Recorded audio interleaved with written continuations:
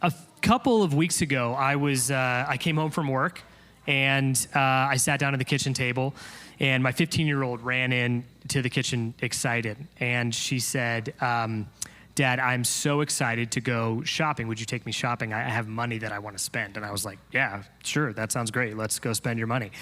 And then I said, just out of curiosity, where did you get this money? Because my 15-year-old does not have employment. And so I was just wondering where this money came from. And she said, well, it's the weed money that Mom gave me. And I thought to myself, okay, let's see where this goes. So I said, tell me more about this weed money. And she said, well, yeah, I've been working for it and Mom gave it to me finally. And I was like, I don't understand. Why is this considered weed money? And she said, well, it's because of all the weeds that I pulled outside. Mom paid me the weed money. And I was like, oh, okay. And then I said, what are you calling it again? And she said, weed money. And I said, can you hear yourself when you're saying these words? And her eyes got really big and she was like, oh no, I definitely shouldn't call it that. And I said, you shouldn't probably call it that. And she said, you're right, I'll call it money for weed instead. And I said, that's also a bad idea. We should probably think of different words to use. We just landed on calling it money because that's what it is. And where it came from and how she got it isn't really important in this case. But it got me thinking about the ways that we use words and the amount of times that we in our household say the phrase, we have a weed problem, because we do. We have a weed problem. We have lots of weeds. But that means something very different to other people. And if Jeff Bezos is actually listening to us through that cylinder in our living room, then, he's probably wondering what this weed problem is that we have. Connotations that come along with different words and phrases and ideas, these come about throughout our lives and throughout the circumstances that we experience and the events that happen in our lives. And kids, for me, are a great reminder of the ways that we say different things and what they've come to mean. Speaking of kids, I realized in the first service that both of my thumbnails are painted, and I need to confess to you that all of my toenails and my toes, really, the entirety of my toes are painted. I have lots of daughters, and I apologize for nothing. I just wanted to call it out there that this is the state of my experience at the moment. We connotate and we connect certain things, words, phrases, whatever, to these concepts. And that's the lens that we bring to the life that we live. It's the lens that you bring to the job that you do. It's the lens that you bring to the kitchen table. It's the lens that you bring to church on a Sunday, or to your neighbor when you interact with your neighbor, or when you're even alone by yourself. You bring a particular lens on the world around you. It's a bias. It's just kind of the way that we think about things. Today we began a series in the book of Exodus. And I'm really excited to spend some time over the next couple of months in this book that is so foundational to not only the Jewish tradition and religion, but also to us, because we find our roots and our foundation in that particular tradition as well. And so there's so much for us to learn and to gain from this. But I want to pause for just a minute before we jump into this series and remind you that you bring a lens to this text. You bring a lens to the book of Exodus. You, in fact, bring a lens every time you crack open a Bible and read a little bit, or somebody teaches on it. You have a perspective on this, and it's rooted in your experiences. It's rooted in the things that you've seen and heard. Many of you were exposed to the stories in the book of Exodus, maybe it was in your childhood, or maybe it was through the movie, The Prince of Egypt, or maybe it's just other depictions of these stories. These are classic folklore at this point. And I don't mean to say that to diminish the fact that they are true historic events, but what I mean is the stories that you read throughout the book of Exodus are stories that even people who don't have a familiarity with the Bible would often know. These are stories that are familiar in society in general. But as we interpret them and understand them, we bring a lens to the text. In his book, Reading While Black, Esau McCaulley says this: Euro-American scholars, ministers, and layfolk have over the centuries used their economic, academic, religious, and political dominance to create the illusion that the Bible read through their experience is the Bible read correctly. Stated differently, everybody has been reading the Bible from their locations, and we're just trying to be honest about it. We're just being honest about it, is what he says. And I think that that's such an important encapsulation of this idea about the lens that we bring to a particular text. To be honest that it's there. Sure, lenses and biases and the things that we bring to a particular text or a particular situation can skew things in a really bad direction, depending on how severe or significant that thing is in your life. Absolutely. But nobody is without a lens. And just being honest about that and objective about that and saying you bring something to this text is extremely important. Some of you have experienced oppression or prejudice firsthand in your life. Some of you know that your ancestors have experienced oppression or prejudice or injustices of various kinds firsthand in their life. Some of you, like me, probably would identify more, or your ancestors would identify more with the people who were doing the oppressing in some cases. The way that we approach a text like this is affected by who we are, where we come from. It's affected by the people who came before us. The book of Exodus, if I could just sum it up in one objective statement, not trying to teach anything through this necessarily, not trying to give you any sort of great insights on this, but just to say factually, this is what the book is about. I would say this: the book of Exodus is about God liberating his people from slavery. The book of Exodus is about God liberating his people from slavery. And depending on who you are and where you come from, you might interpret that statement differently than the person sitting next to you or behind you, or even differently than me. So I want to ask you a question before we go any further. And I'm going to actually be quiet for a second so you can think about it. Maybe write down the answer. I'm not going to ask you to share it with anybody, and there are no wrong answers to this. What sort of lens do you bring to a text about liberating slaves? What kind of lens do you bring to a text about liberating slaves? Think about that for a minute.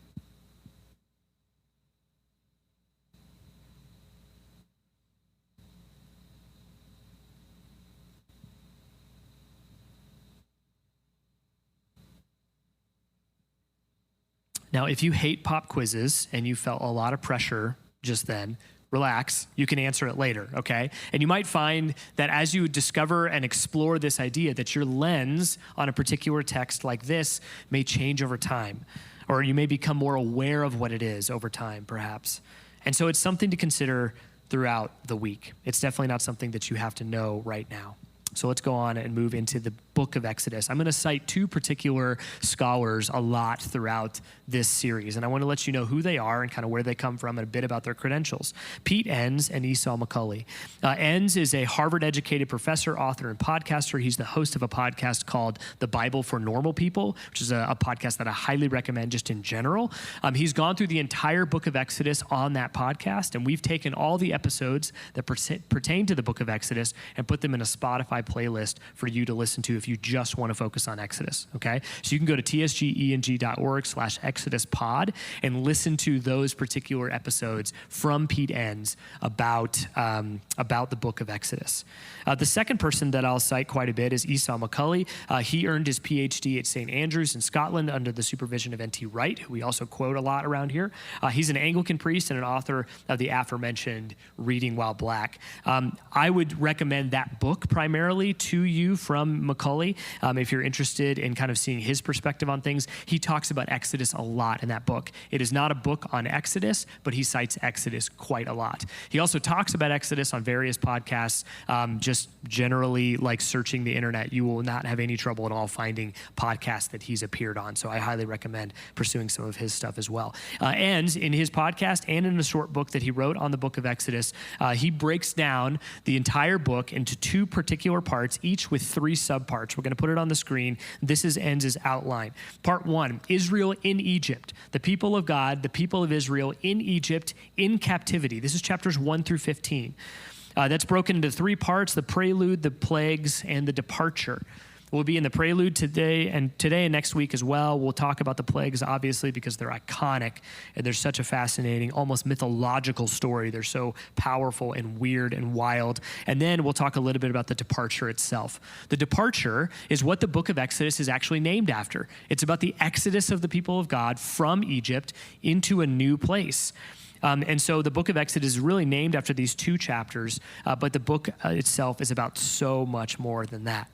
In part 2, we see the people of God primarily at Mount Sinai.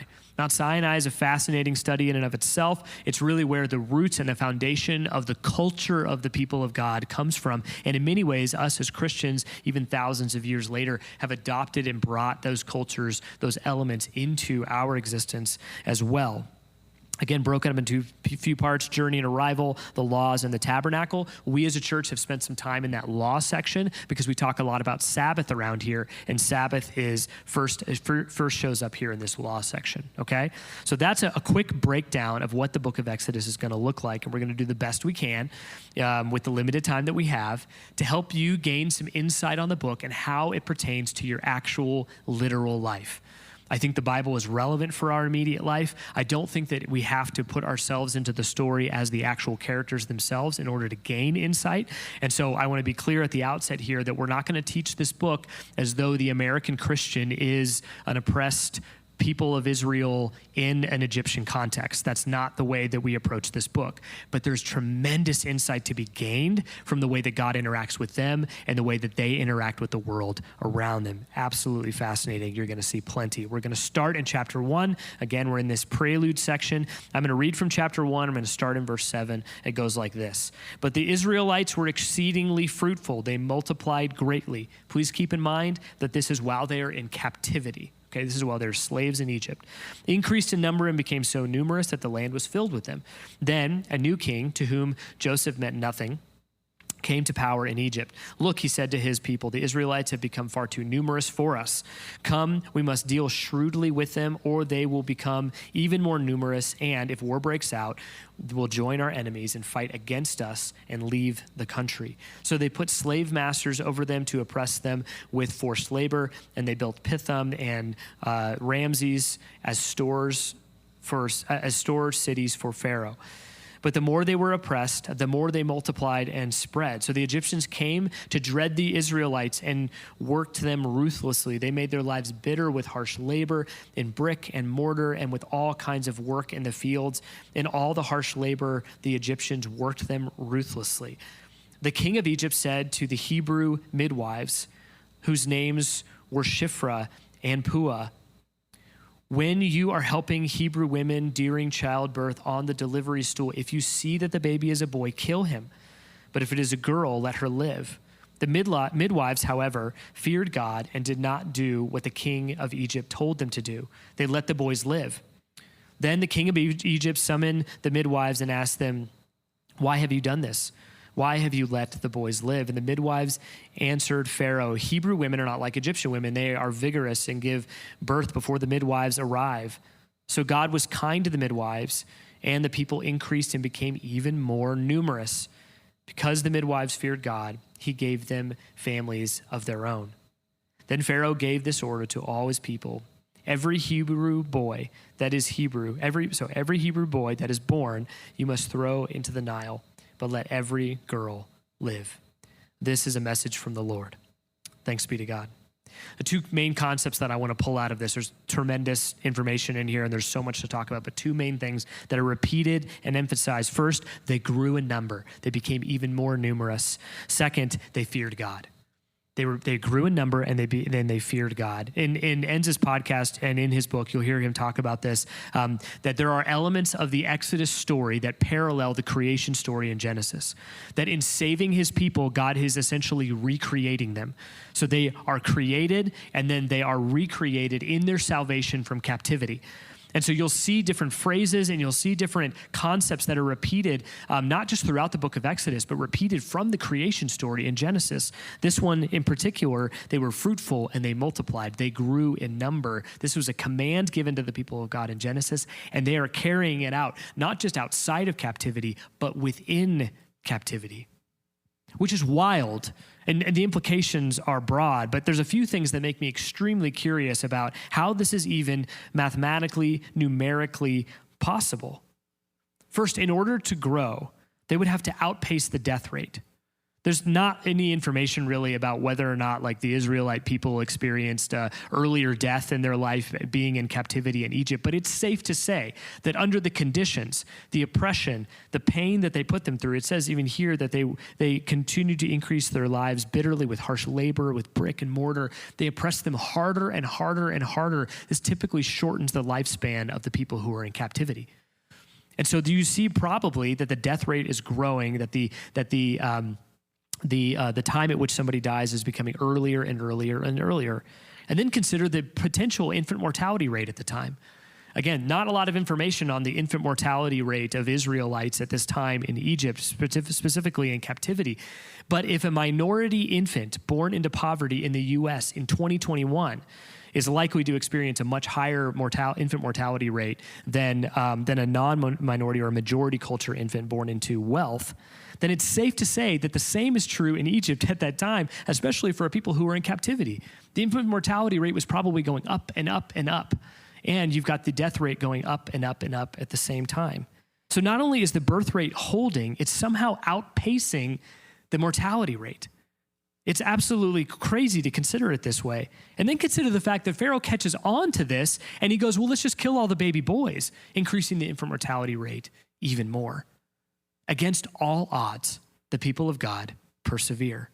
Against all odds, everything going against them, the people of God continue to carry out the call that was on their life from the beginning, the call that was on their life at creation. It reminds me of a passage of scripture that we talk a lot about around here, Jeremiah chapter 29, everything but 11. And we talk about that chapter a lot because it really matters. Verse 11 matters a lot too. It's just the one that everybody takes out of context and slaps on a coffee mug or a bumper sticker or whatever, and they think it's about them individually, and it's not. It's not about any of you individually. It's not about me individually. That whole chapter is about a people. That whole chapter is about a culture. That whole chapter is about the people of God. And there's plenty, like the book of Exodus, plenty for us to gain from it, but it's not about you. Okay, it's not about you individually. But in that chapter, the rest of the chapter is far more fascinating, honestly, than that one verse. The rest of the chapter is about what God calls his people to do in that place. Once again, the people of God find themselves in captivity. Once again, they find themselves in a position of oppression and in slavery and injustice. They're in that experience, and God gives them a command, and the command is to get married and to start families and be fruitful and multiply and till the earth and plant gardens and be rooted in their neighborhood despite their captivity. Eden and Egypt and Babylon, the command is the same. The call on the life of the people of God is the same, to continue to grow, to continue to put their roots down in their community, and to become established despite being a minority people who are oppressed and experiencing the injustice of slavery. They're called to continue to pursue the things that God has put in front of them. I want to reiterate here and clarify here that I do not think that we as American Christians in the 21st century are like the Israelites in Egypt. I do not think that we're experiencing religious oppression. I do not think that we're experiencing anything outside of truly religious liberty. It feels like we have a lot of religious liberty, in fact. I completely disagree with the notion that like wearing masks, for instance, or telling us, recommending strongly or even requiring a vaccine, that kind of thing is some sort of religious oppression. We're not being oppressed in the same way. And it's a problem when we go in our minds like, oh, we're just like the Israelites. We're experiencing the same kind of oppression that they are. We miss the point of the text. Rather, there's so much more for us to gain here about how God continues to call his people to the same thing generation after generation after generation, and then much inspiration for us to take about the perseverance of the people of God, because against all odds, they do not stop pursuing the call of God on their life. Which brings me to the second thing. A phrase that's repeated 3 times throughout this text is they feared God. They feared God, right? I should say the word feared is repeated 3 times. They feared God is repeated twice. The first time it appears is actually about the Egyptians and how they feared the Israelite people. They were afraid that they were going to become so numerous that they were going to overrun them. And then the second 2 times, it's used to describe the midwives specifically. The midwives feared God. The people of God, probably the Israelites at that time, probably also feared God. There's probably a general understanding that we fear, respect, follow God. But the midwives are specifically called out here. In fact, they are given a name here that has never been given to the people of God until this point. Verse 15, we see the word Hebrew used for the first time ever in the Bible. The word for Hebrew in Akkadian and Egyptian basically means foreign slave. And the Israelites were never called Hebrews until Exodus 1:15, where the word appears for the first time. And it's specifically given to the midwives and then given to the rest of the people. after they had been enslaved by Pharaoh. It's interesting how flippantly I've sort of like thrown away around this word Hebrew to describe the people of God, and just now realizing that it actually is rooted in their captivity. It's rooted in their slavery and their oppression. And yet it is used oftentimes still to this day to talk about the people of God. And it's because their captivity, because of the way they handled their captivity, it's not a source of shame for them, but it's a source of pride because of the way these women led in this time. There's lots of books out there, teaching series, whatever, curriculums out there about like the really cool, awesome, strong women of the Bible. I don't know of any that pay any attention to the midwives in Egypt at the beginning of this story. But these women were unbelievable leaders. These, without their leadership, without their guts and their grit and their willingness to defy all the odds and barriers around them, the people of God would not have been able to continue to pursue the calling of God on their lives, to be fruitful and to multiply and to continue to fear God. They set a standard, they set an example that has carried the people of God through generations and even to today in our own context. Incredible women who were faithful and persevered. And we truly wouldn't be talking about this story in the same way if it weren't for them. You're going to hear about lots of heroes throughout the book of Exodus, Moses being the primary one. You hear about sort of like anti-heroes like Pharaoh, and you hear about other heroes that sort of rise to the occasion at different times after they've crossed the Red Sea and they're at Mount Sinai, and other anti-heroes along the way as well. But do not forget, as we pursue this particular text, the women who led the way at the beginning of this story. Do not forget them and learn something from them. They feared God and they pursued the things that God had called them to. And if there's one thing that I could just like leave you with today and ask you to consider, it would be this: what is the call of God on your life, and how can you pursue that? Not fearing the thing itself or everything around you or all the barriers that are in the way, but God himself. And again, when I say fear here, I mean to respect or to listen to follow, to love unconditionally in the way that he has loved us. The word calling is kind of weird for Christians. One of two things typically happens with it. We either use it as a kind of a card that we can throw whenever we want, and then we can do whatever we want without impunity, or with impunity, because I'm called to that thing, and so I can say or do whatever I want. I served on a board at one point where the CEO was really resistant to putting pastors on the board, and he like was hesitant about me. And I asked him why. I was like, "Why are you so weirded out about me being a pastor?" And he was like, "Because pastors pull that God calling card all the time. They pull that card and they say, 'Well, God told me I could do this or say this or whatever.' And who's going to argue with that? I'm called to this, and so I can do or say whatever I want." We weaponize calling, and it's problematic. And on the other end of the spectrum, there's a lot of people that I talk to who are like, "I don't know what God's calling for my life is, and I feel lost because of it, and I feel dumb, or I feel like I'm missing some sort of like major sign out there, and I feel like completely like I'm just wandering through life, and I want to understand God's call on my life, but I can't seem to figure out what it is." I was talking with Devin in between the services, and he reminded me that we already have language for this in our church. We already have language for discovering God's call on our life. And we say often around here, I think you heard Kevin say it at the beginning, that God is at work around us, and our responsibility as Christians is to join God in the work that he's already doing in the lives that we're already living. Your calling is right in front of you. And it may seem weird or mundane or kind of like, is this really all that God has for me? It doesn't seem supernatural or amazing. Remember the midwives who were just doing their job, but did it in such a way that it continued to carry out this calling on their life and the life of their people. Your job, your family, your neighborhood, a cause maybe this church, you can adopt the calling of this church, which is to continue to take spiritual and social responsibility for the city of Inglewood. That can be a call. That is a call, and it's something we can all do together. Calling isn't this magical thing that's ethereal or elusive. It's truly the thing that is right in front of you, and you get to pursue that with vigor and with fear of the Lord, and that is what we're called to, I think, as we consider this particular text. We can be inspired by these women who led in such a unique and specific and important way. So I want to ask you a couple of questions, and these, again, I don't mean to trap you with these questions. I want you to consider them. I want them to be liberating and freeing to you to consider these things. Consider the creativity that comes along with these questions. They could be great. What are you called to? Is it work or family or a neighborhood or a cause? What is the thing that you're called to? If it's a couple things, that's fine. If you're not so sure and you're kind of figuring it out, that's okay. There's a lot of people who go their whole lives who are still kind of like sorting this out. If you feel ashamed because you're at a stage in life where you feel like you should have it all figured out, please don't feel that way. This is truly meant to help develop and cultivate curiosity in you. Second question I have for you is, what is standing in your way?